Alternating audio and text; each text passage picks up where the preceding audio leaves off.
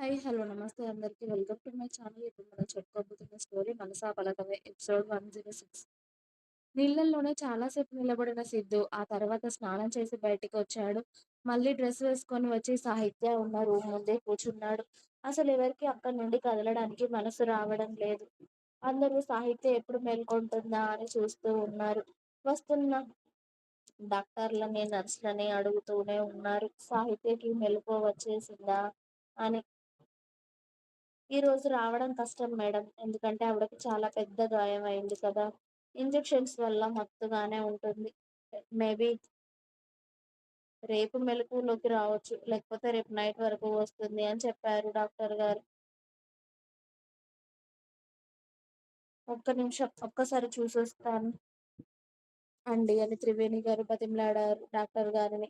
ఎవరైనా ఒక్కరు వెళ్ళండి. తను ఐసీయూలో ఉంది కదా! ఇన్ఫెక్షన్ వస్తుంది. ఎవరు వెళ్ళడానికి వీల్లేదు. ఎవరైనా ఒక్కరు వెళ్లి చూసి రండి. అది కూడా 5 మినిట్స్ అంతే అని చెప్పి డాక్టర్ గారు వెళ్ళడంతో త్రివేణి గారు సిద్ధుని చూడగానే సిద్ధు మెల్లిగా లేచి ఒక్కో అడుగు వేసుకుంటూ సాహిత్య ఉన్న రూమ్‌కి వెళ్ళాడు.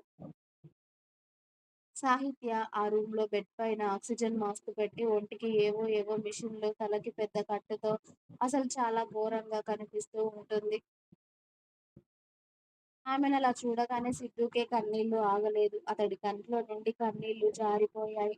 మెల్లిగా ఆమె దగ్గరికి వెళ్లి ఆమె చేతి పైన చేయి వేశాడు. అసలేం మాట్లాడాలి? ఆమెను పిలవాలి అన్నా కూడా అతడికి ధైర్యం చాలడం లేదు. ఆమె మొహాన్ని పరీక్షగా చూసి అతడి కళ్ళని కిందికి దించుతూ ఆమె పొట్ట దగ్గరికి రాగానే వణుకుతున్న చేయితో ఆమె పొట్ట మీద చేయి పెట్టి మన బేబీ నీ కడుపులో పెరుగుతుంది. కనీసం నాకు తెలియనివ్వలేదు కదా! ఈ విషయం తెలిసే నువ్వు ఇంట్లో నుండి నానమ్మ దగ్గరికి వెళ్ళిపోయుంటావు. అంతే కదా! ఈ విషయం నా దగ్గర దాయడానికే అక్కడ వెళ్ళిపోయుంటావు. మళ్ళీ రానని నిశ్చయించుకొని ఉంటావు కదా! అనుకొని సిద్ధు మౌనంగా ఏడుస్తూ ఆమె చేతికి ఉన్న అమ్మవారు ఇచ్చిన దారాన్ని చూసి, నువ్వు కూడా కాపాడలేకపోయావు తల్లి నా భార్యని. కనీసం ఇప్పుడైనా ప్రాణాపాయం లేకుండా నా భార్యని, నా బిడ్డని బతికించేలా చూడు. నువ్వు ఉన్నావని నమ్మకం తల్లి నాకు అని మొక్కుకుంటూ ఉన్నాడు మనసులో. ఆమె కడుపు మీద చెయ్యి వేయగానే ఎందుకో చెయ్యి ఇంకా ఎక్కువగా వణకడం మొదలుపెట్టింది. నా పాప అని మనసులో ఏదో ఒక తెలియని ఫీల్. కానీ వాళ్ళ ప్రేమకి గుర్తుగా రాబోతున్న బేబీని అతడేమన్నాడు? ఏ మాటైతే అనకూడదో ఆ మాట అన్నాడు. కామంతో నేను దగ్గరికి తీసుకున్నాను. అంటే ఆ మాట ఎక్కడి వరకు వెళ్తుంది? అలాంటి బిడ్డ నీకు వద్దు అనే అనుకుంటుంది కాబోలు సాహిత్య అని అతడు అనుకుంటూ, సారీ సాహి.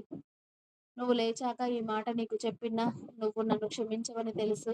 కానీ ఏం చేయనే నీకిలాంటి పరిస్థితి వస్తుందని నీకు దూరంగా ఉన్నాను కానీ, నేనేదైతే కాకూడదు అని బలంగా కోరుకున్నానో అదే జరిగింది. నన్ను క్షమించు సాహి అని సిద్ధు మౌనంగా అతడి మనసులోనే ఆమెకు క్షమాపణలు చెప్పుకుంటుంటే, సార్ మీరొచ్చి ఇప్పటికే 10 మినిట్స్ అయింది. ఇక వెళ్ళండి. ఇక్కడెవరు ఉండకూడదు. మీరు బయటికి వెళ్ళండి అని చెప్పగానే ఆమెను వదిలేసి వెళ్ళాలి అని లేకపోయినా కూడా బలవంతంగా అక్కడి నుండి అడుగులు వేస్తూ బయటికి వెళ్ళి చైర్‌లో సత్తువలేనట్టు కూలబడి మౌనంగా కన్నీళ్లు కారుస్తూ ఉంటే త్రివేణి గారు వచ్చి కొడుకుని హత్తుకొని ఏడుస్తూ ఉంటారు. "ఏం కాదు నాన్న సాహిత్య బానే ఉంటుంది. అలాగే నీ బిడ్డ కూడా బానే ఉంటుంది. ఆ దేవుడు మనకు అన్యాయం చేయడు నాన్న. నువ్వలా బాధపడకురా నాన్న" అని ఏడుస్తూ ఉంటారు త్రివేణి గారు కొడుకుని హత్తుకొని. వాళ్ళ అన్నయ్యని, వదినని అలా చూసి హిత కూడా చాలా ఏడుస్తూ ఉంటుంది. 2 రోజులు అసలు ఎవరు హాస్పిటల్ నుండి కదలలేదు. అందరూ ఫ్రెష్ అవుతూ అక్కడే ఉన్నారు. కాస్త కాఫీ నీళ్లు కడుపులో పోసుకొని. అంతేకాని ఎవరు సరిగ్గా భోజనం కూడా చేయడం లేదు.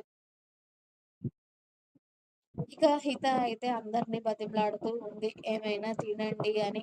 ఇక సిద్ధు అయితే కాఫీ, జ్యూస్ లాంటివి కూడా తాగడం లేదు. త్రివేణి గారు కొడుకుని అలా చూసి బాధగా, "నువ్వు తినకుండా ఇలా అయిపోతే రేపు దాన్ని ఎవరు చూసుకుంటారు నాన్న? నీ భార్యని, బిడ్డని నువ్వు చూసుకోవాలి అంటే నీకు బలం ఉండాలి కదా! నువ్వు ధైర్యంగా ఉంటేనే కదా వాళ్ళు బాగుండేది.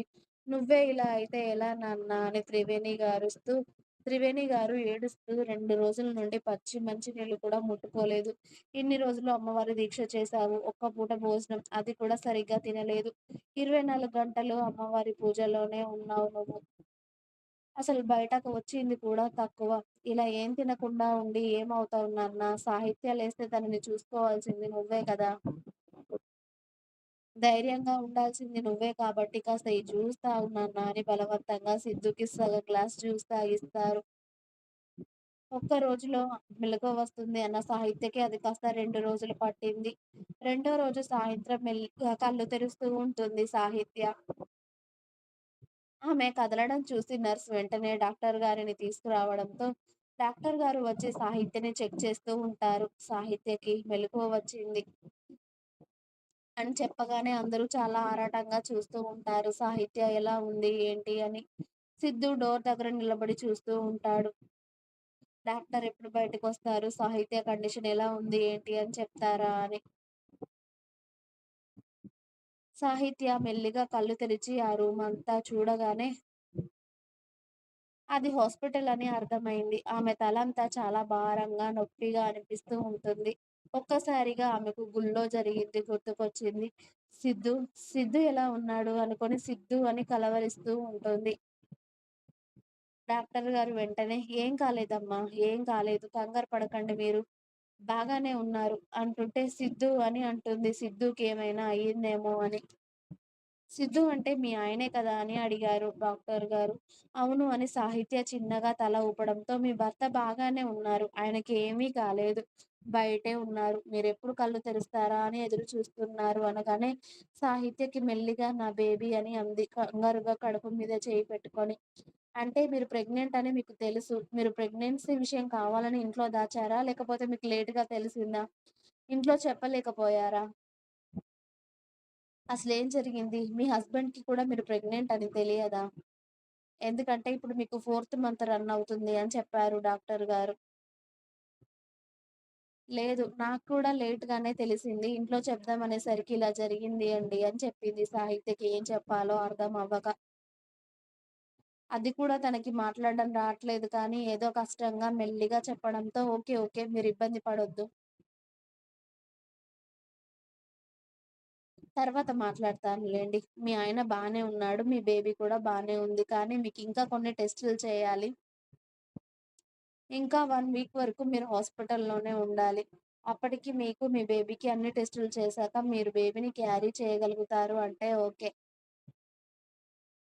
కానీ ఒకవేళ మీరు బేబీని క్యారీ చేయలేరంటే మాత్రం ఏం చేయలేం మేము అని చెప్పారు. నేను క్యారీ చేయగలను నా బేబీని. నా బేబీ నాకు కావాలి అని అంటుంది సాహిత్య కంగారుగా. ఓకే. ఓకే. కంగారు పడొద్దు అని చెప్పాను కదా! ఓకే. మీరు బేబీని క్యారీ చేయగలరని నేను నమ్ముతున్నాను. కానీ మీకు చేయాల్సిన టెస్టులు మాత్రం అన్నీ ఖచ్చితంగా చేయాలి అని చెప్పారు డాక్టర్ గారు. ఇంకా ఉంది. మీకు నా స్టోరీస్ నచ్చినట్టయితే ప్లీజ్ లైక్ చేయండి. అలాగే ఛానెల్‌ని తప్పకుండా సబ్స్క్రైబ్ చేయండి ప్లీజ్.